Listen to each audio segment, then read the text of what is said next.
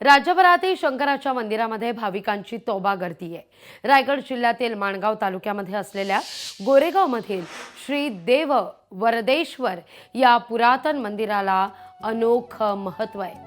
कारण या शिवमंदिरात नंदी उभा अवस्थेत दिसतो। असं चित्र तुम्हाला महाराष्ट्रात फार विरळच किंबहुना नाहीच। या मंदिरात शिवलिंगासमोरील नंदी उभा काय आहे याची सुद्धा एक आख्यायिका आहे। काय आहे नेमकी ही आख्यायिका जाणून घेतले आमच्या प्रतिनिधी भारत गोरेगावकर यांनी। देशामध्ये आज महाशिवरात्र उत्सव मोठ्या उत्साहात साजरा केला जातोय। अनेक प्राचीन काळी शिवन मंदिरामध्ये भाविकांची मोठ्या प्रमाणात गर्दी पाहायला मिळते।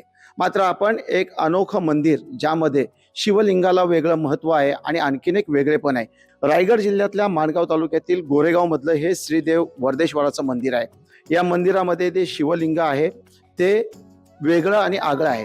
यामध्ये ब्रह्मा विष्णू महेश अशी तिन्ही देवांची रूपं साकारलेले शिवलिंग आपल्याला या ठिकाणी पाहायला मिळते। आणि भाविकांची मोठ्या प्रमाणात या ठिकाणी श्रावणी सोमवार असतील किंवा महाशिवरात्र असेल किंवा इतर उत्सव असेल या ठिकाणी गर्दी आपल्याला पाहायला मिळते।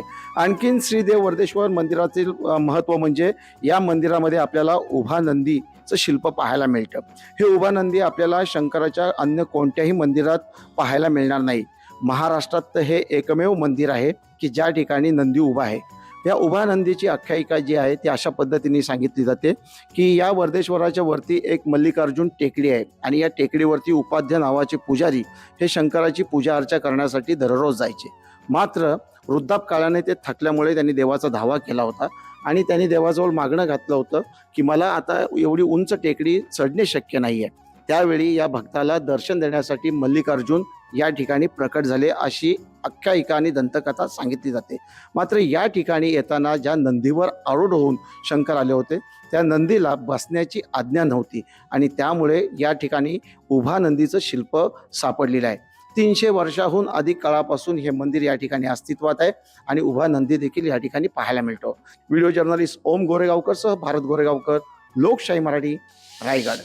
मल्लिकार्जुनावरून महादेव येताना त्यांच्या नंदीवर बसून आले आणि त्यांनी नंदीला आदेश दिला होता की मी माझ्या भक्तांना दर्शन देतोय, तोपर्यंत तुम्ही बाहेर उभा राहून माझी प्रतीक्षा करा। आणि म्हणून ह्या पिंडीच्या समोर उभा नंदी आहे अशी ही देवळाची आख्यायिका आहे। साधारण 300 वर्षापासून हे देऊळ प्रचलित आहे आणि महाराष्ट्रात नव्हे जवळजवळ भारतामध्ये सुद्धा एकमेव असा नंदी आहे की जो पिंडीच्या समोर उभा नंदी आहे।